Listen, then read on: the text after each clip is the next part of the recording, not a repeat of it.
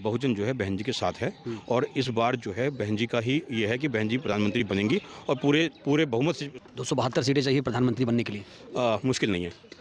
72 सीटें मुश्किल नहीं है, 300 भी पार हो सकती हैं। किसी और पार्टी से मुस्लिम को टिकट नहीं दिया जा रहा है। सिर्फ एक यही पार्टी है जो मुस्लिम को टिकट दे रही है, क्योंकि हमारे साथ 80% जनता है और वो हमारा साथ देगी, हम जानते हैं। ये गरीबों की जनता किसी धन्ना सेट से पैसे नहीं लेती है। मुसलमान वोटर्स को बहुत समझने की ज़रूरत है, क्योंकि सत्ता में तो ये लोग जाना नहीं चाहते। नमस्कार दोस्तों, एक बार फिर से आप सभी का मैं बहुत बहुत स्वागत करता हूं। मैं इस समय ग्राउंड पर ही हूं, लोगों की राय जान रहा हूं कि 24 में क्या होने वाला है, कौन आ रहा है सत्ता में, कौन बने, किसकी बनेगी सरकार।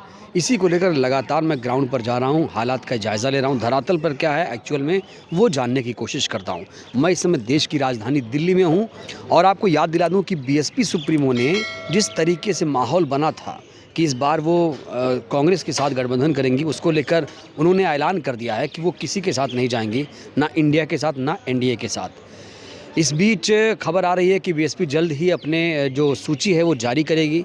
हमारे साथ हैं अबुल कलाम आज़ाद, जो बसपा प्रदेश सचिव हैं, दिल्ली के रहने वाले हैं और ये चांदनी चौक इलाके से बसपा के संभावित भावी प्रत्याशी माने जा रहे हैं।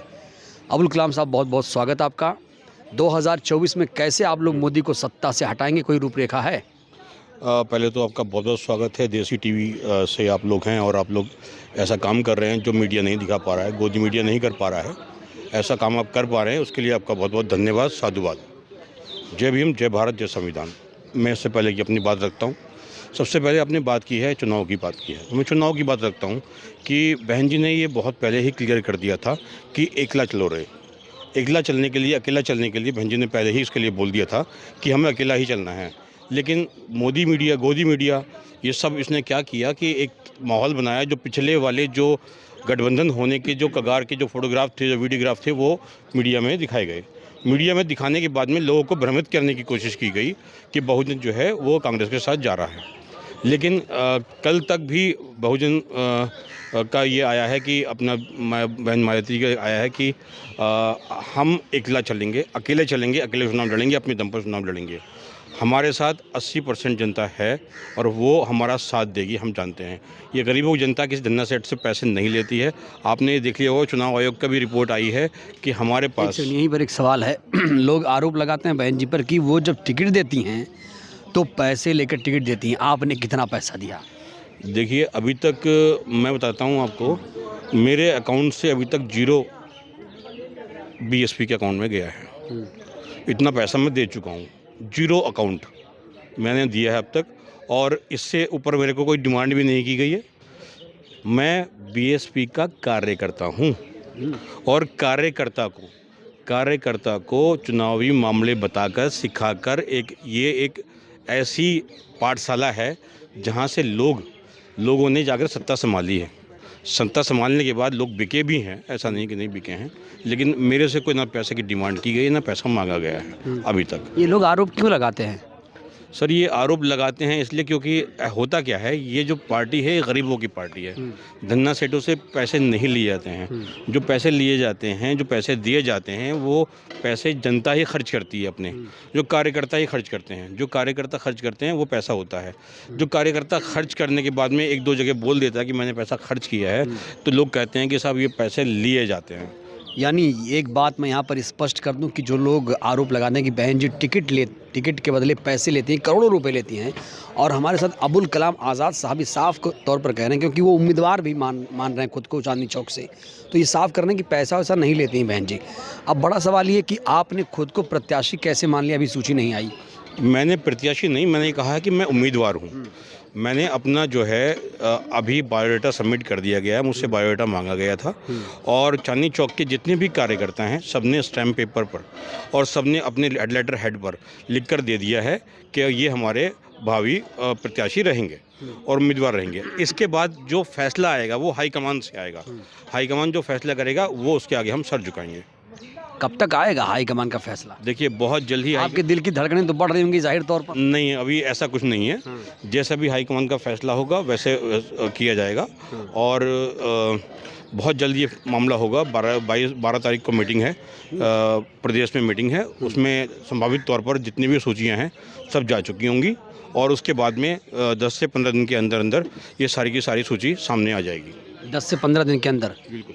और दिल्ली में क्या सातों लोकसभा सीटों पर बसपा प्रत्याशी उतार रही है इस बार? बिल्कुल बिल्कुल ऐसा है कि सभी जगह पर, चूँकि हम लोग अकेले चुनाव लड़ रहे हैं, सभी जगह पर बीएसपी प्रत्याशी होंगे, बीएसपी प्रत्याशी होंगे और सब जोर लगा करके तरीके से और चुनाव लड़ेंगे। एक प्रत्याशी में मायावती जी क्या देखती हैं उनको प्रत्याशी बनाने से पहले? देखिए, एक प्रत्याशी में सबसे पहले तो एजुकेशन, बहन जी देखती हैं एजुकेशन क्या है और उसने क्या सामाजिक कार्य किए हैं। सामाजिक कार्य के साथ में उसकी बैकग्राउंड देखते हैं, उसका करैक्टर देखते हैं, उसका जो है लीगल है कि उसका कोई उसका इलीगल रिकॉर्ड तो नहीं है, ये देखते हैं। और साथ में जो जनता है, जनता उसको कितना स्वीकार कर रही है, ये देखते हैं। और मैं आपको बता देता हूँ, किसी और पार्टी से मुस्लिम को टिकट नहीं दिया जा रहा है। सिर्फ एक यही पार्टी है जो मुस्लिम को टिकट दे रही है, क्योंकि कई लोग तो माहौल बनाते हैं कि मायावती जी तो मुसलमानों को टिकट ही नहीं दे रही हैं। नहीं, ये गलत बात है। अभी तक आपने देखा होगा राशिद अलवी जो जीत के गए थे अमरोहा से, मैं वहीं का रहने वाला हूँ, धामपुर डिस्ट्रिक्ट बिजनौर का मैं रहने वाला हूँ और मैंने शासन देखा है उस टाइम पर। उस टाइम पर मैंने शासन देखा कि सरकारी कर्मचारी 9:30 बजे अपनी ड्यूटी पर होता था।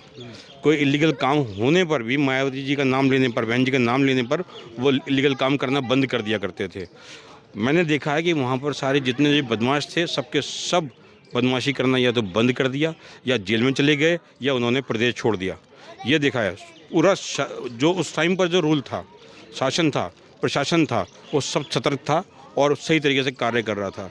लोगों को वहाँ पर सारा चीज़ें मिली हैं, घर मिले हैं, सुविधाएं मिली हैं, बेरोजगारी दूर हुई है और सारे काम किए गए हैं। वहाँ बहन जी को बदनाम किया गया कि सब वहाँ पर हाथी लगा दिए गए, ये कर गया, 3000 करोड़ का ये सब चीज़ कर दिया गया। 3000 करोड़ की सिर्फ एक सिंगल मूर्ति लगा दी जाती है, तब किसी की कोई ज़ुबान नहीं हिलती है। अब गठबंधन में नहीं है, यूपी में खास तौर से कांग्रेस और समाजवादी पार्टी का गठबंधन है। अब बड़ा सवाल है कि मुसलमान वोटर किस तरफ जाए, कहाँ जाएगा? जी, बहुत समझने की ज़रूरत है। मुसलमान वोटर्स को बहुत समझने की ज़रूरत है, क्योंकि सत्ता में तो ये लोग जाना नहीं चाहते।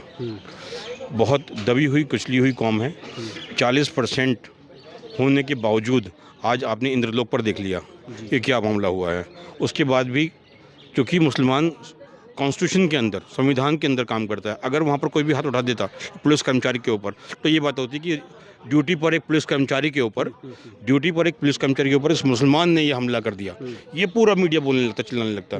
लेकिन आज कुछ लोग पिटे हैं मुसल्ले को, जहाँ पर नमाज़ पढ़ते हैं वहाँ पर लात मारी गई है और सारे हंगामे हुए हैं। इतना दबाने के बाद, उछलने के बाद भी कौम नहीं जाग रही है। इसका मतलब कॉन्स्टिट्यूशन का कहीं ना कहीं आदर करती है। कौम तो कह रही जागे की पीडीए के साथ पिछड़ा दलित अलायंस बना रहे हैं। अखिलेश कह रहे हैं अखिलेश तो मुसलमानों के मसीहा है, ऐसा लगता है आपको? नहीं, ऐसा बिल्कुल नहीं है। अगर वो ऐसा होता तो अपने जो है कार्यकाल में कुछ ना कुछ मुस्लिम के लिए करते। उन्होंने क्या एक बार ये आवाज़ उठाई किसी भी मामले में? ना तो उन्होंने मॉब लिंचिंग के ऊपर आवाज़ उठाई है, ना अभी तक उन्होंने कि जो इंद्रलोक में हुआ इसके ऊपर कोई आवाज़ उठाई है, ना कोई जो है जितने भी मामले बहनों के साथ में हुए हैं, बलात्कार के मामले हुए ना उसमें आवाज़ उठाई है। जो हाथरस में कांड हुआ उसके ऊपर आवाज़ उन्होंने नहीं उठाई है। जो आपका दिल्ली कैंट में हुआ था, एक बच्ची को जला दिया गया था बिना माँ बाप के, उसके अंदर भी उनका कोई मामला नहीं हुआ है। ऐसी जगह पर जहाँ यूपी में तो अखिलेश विकल्प है मुसलमानों का, ऐसा है? नहीं, ऐसा बिल्कुल नहीं है। देखिए, जो बहुजन है, बहुजन जो है बहन जी के साथ है और इस बार जो है बहन जी का ही ये है कि बहन जी प्रधानमंत्री बनेंगी और पूरे बहुमत से उसके बना हुआ है। बहुत बड़ी बात बोल रहे हैं आप अबुल साहब, बहन जी प्रधानमंत्री बनेंगी? बिल्कुल, मैं बहुत जिम्मेदारी से बोल रहा हूँ। मैं कह रहा हूँ आप भी और बहुजन भी अब बहन जी को ही प्रधानमंत्री देखना चाहता है और वो आज से ही वो बहन जी को प्रधानमंत्री मान चुका है। इंडिया में जाएंगी कि नहीं, ऐसे बन जाएंगे? नहीं, बिल्कुल नहीं। कैसे बनेंगी भाई? देखिए, ऐसा है कि अकेले लड़ेंगी, अपने दम पर लड़ेंगी और बिल्कुल उनका चुनाव अपनी जगह जाएगा और भरपूर तरीके से आगे बढ़ेंगी। 272 सीटें चाहिए प्रधानमंत्री बनने के लिए? मुश्किल नहीं है, 72 सीटें मुश्किल नहीं है, 300 भी पार हो सकती हैं। बहन जी की सीटें 300 पार हो सकती हैं? बिल्कुल हो सकती हैं। जब 2 सीट लेकर के सरकार बना सकती है बीजेपी, तो क्या हमारी जो है सरकार जो है 300 सीटें नहीं निकाल सकती है? अरे तो बीजेपी ने कितना सब आंदोलन किया, प्रदर्शन किया, सड़क पर उतरी। देखिए, आंदोलन से आंदोलन के लिए कहा जाता है कि अभी और भी लोग आंदोलन पे उतरे हैं, लेकिन कितने स्टूडेंट के साथ में को मतलब उनको बंद कर दिया गया, जेल में डाल दिया गया, उनका कैरियर ख़राब कर दिया गया, सारी चीज़ें हुई हैं। इसलिए बहन जी ने स्टूडेंट के लिए, युवा के लिए आंदोलन के लिए मना कर दिया है। लेकिन बहन जी आज भी हैं, आप लोग ट्विटर देखते हैं उनका कभी? जी जी। ट्विटर देखते हैं, ट्विटर पे हमेशा एक्टिव रहती हैं। कोई मीडिया उनको नहीं दिखा रहा है, उसके बाद भी वो भाषण देती हैं। और उसके बाद उनकी जो सभाएं होती हैं, आज तक उनकी कम से कम 3000 सभाएं उनकी हो चुकी हैं। अब इसको मीडिया नहीं दिखा पा रहा है तो यानी एक राष्ट्रीय पार्टी होने के नाते बसपा पूरे देश में चुनाव लड़ रही है, ऐसा कह रहे हैं आप? बिल्कुल बसपा चुनाव लड़ेगी, पूरे देश में चुनाव लड़ेगी, अपने दम पर चुनाव लड़ेगी। और ये चुनाव देखिए, बीएसपी जो पार्टी है वो बहुजन की पार्टी है, ये गरीब की पार्टी है, ये किसान की पार्टी है, ठीक है, ये हर अल्पसंख्यक की पार्टी है। ये नहीं है कि जो है कि ये किसी और की पार्टी है। ये 80% लोगों की ये पार्टी है, जो गरीब लोगों की पार्टी है, और ये गरीब लोग चलाते हैं। अबुल कलाम साहब, बहुत बहुत शुक्रिया, आपने वक्त दिया। तो चांदनी चौक, दिल्ली के चांदनी चौक से भावी बीएसपी के प्रत्याशी, लोकसभा प्रत्याशी अबुल कलाम आज़ाद साहब को आपने सुना। हर सवालों का इन्होंने बेबाकी से जवाब दिया। जो लोग ये आरोप लगाते हैं कि बहन जी पैसे लेती हैं 2 करोड़ 3 करोड़ रुपए टिकट लेने के लिए, इन्होंने साफ तौर पर इनकार किया और कहा कि इस बार दलित मुसलमान मिलकर बहन जी को प्रधानमंत्री बनाएगा। पूरे देश में चुनाव लड़ेंगी, अकेले लड़ेंगी, अपने बलबूते पर लड़ेंगी। इनकी बातों से आप कितना सहमत हैं? अपनी प्रतिक्रिया आप लोग ज़रूर दीजिए। बहुत बहुत धन्यवाद, शुक्रिया। जय भारत, जय संविधान। जय भीम।